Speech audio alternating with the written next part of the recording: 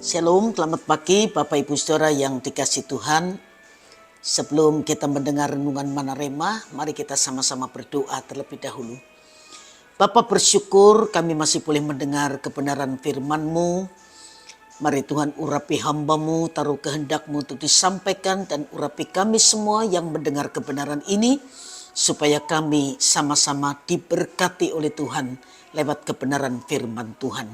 Dalam nama Tuhan Yesus kami sudah berdoa. Haleluya. Amin. Bapak Ibu saudara sekalian, pagi ini kita akan sama-sama belajar rumah penginapan. Lukas pasal yang kedua, satu ayat saja, ayatnya yang ke-7. Lukas pasal 2 ayat yang ke-7.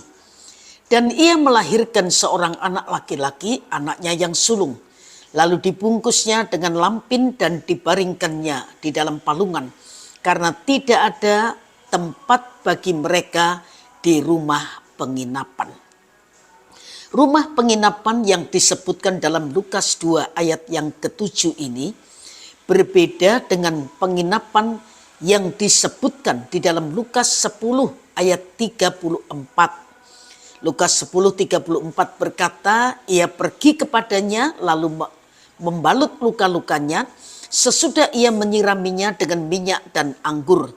Kemudian ia menaikkan orang itu ke atas keledai tunggangannya sendiri, lalu membawanya ke tempat penginapan dan merawatnya. Kata Yunani yang dipakai di Lukas 2 ayat yang ke-7 adalah kata luma. Sedangkan yang dipakai di Lukas 10 ayat 34 adalah pandoceion. Di dalam Bible Book dijelaskan bahwa kata-kata luma paling baik dipahami sebagai kamar tamu. Lukas memakai kata yang sama, kata luma, di Lukas 22 ayat yang ke-11. Dan katakanlah kepada tuan rumah itu, guru bertanya kepadamu, di manakah ruangan tempat aku bersama-sama dengan murid-muridku akan makan Paskah, dengan pengertian ruang atau kamar tamu. Yang di dalam Alkitab versi King James Version ya, diterjemahkan guest chamber. Menariknya untuk Alkitab versi Arab dan Syria yang lebih mencerminkan konteks Timur Tengah tidak pernah menerjemahkan kata luma dalam arti penginapan, melainkan sebagai ruang tamu. Nah, Bapak Ibu saudara sekalian, seperti yang ditunjukkan oleh Kenneth Bailey, seorang sarjana Timur Tengah dan Perjanjian Baru, terjemahan ini dari kata tersebut sebagai penginapan adalah produk dari warisan Barat. Nah, selain itu, terjemahan yang lain menggunakan istilah kamar tamu atau sebuah penginapan. Dikatakan, dan dia melahirkan putranya yang sulung dan membungkusnya dan membaringkannya di palungan, karena tidak ada tempat bagi mereka di kamar tamu.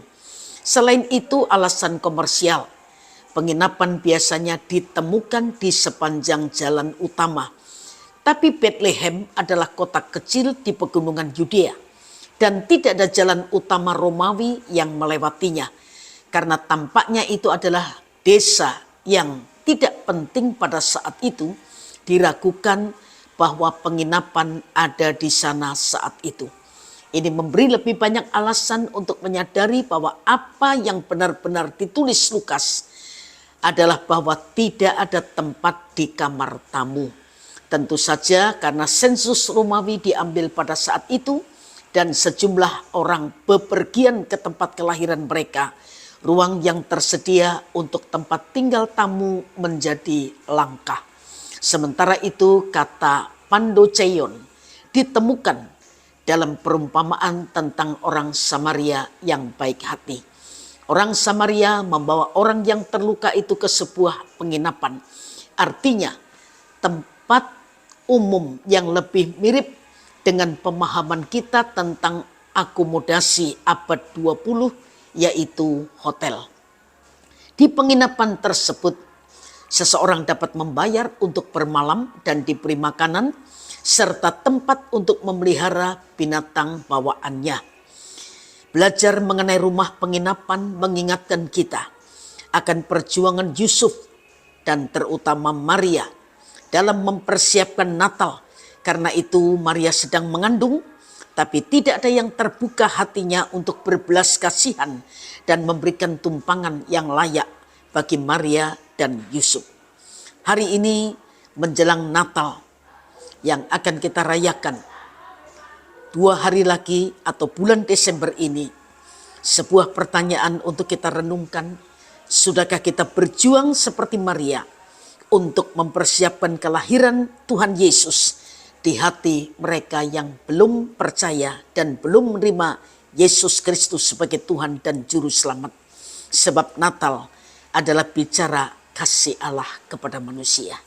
Mari dalam hidup ini kita pancarkan kasih Kristus kepada semua orang yang ada di sekitar kita, supaya mereka juga menikmati berkat dan kasih yang sama seperti yang sudah kita nikmati ketika kita hidup dan berjalan bersama dengan Tuhan. Tuhan memberkati Bapak Ibu saudara sekalian, dan mari kita sama-sama berdoa. Bapa, bersyukur buat kebenaran firman-Mu yang terus mengingatkan kami. Seminggu lagi kami akan mengakhiri tahun 2024. Tapi biar menjadi perenungan kami sebelum kami mengakhiri tahun ini. Sudah berapa jiwa yang menerima Yesus Kristus sebagai Tuhan dan Juru Selamat dalam hidupnya. Melalui hidup kami, melalui keberadaan kami. Tolong kami ya Tuhan, kami bisa menyalurkan kasih-Mu, kami bisa menjadi pancaran kasih-Mu, supaya lebih banyak jiwa yang diselamatkan untuk kemuliaan nama Tuhan.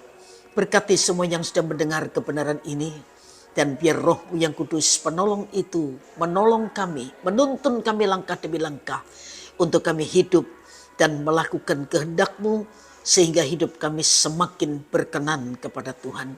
Terima kasih Bapa di surga, sepanjang hari ini kami mohon berkat-Mu menyertai setiap kami, sehingga apapun yang kami kerjakan yang sesuai dengan kehendak Tuhan, diberkati dan dibuat berhasil untuk kemuliaan nama Tuhan. Dalam nama yang ajaib, yaitu nama Tuhan Yesus Kristus, kami sudah berdoa. Haleluya. Amin. Selamat pagi, Tuhan memberkati Bapak Ibu saudara sekalian.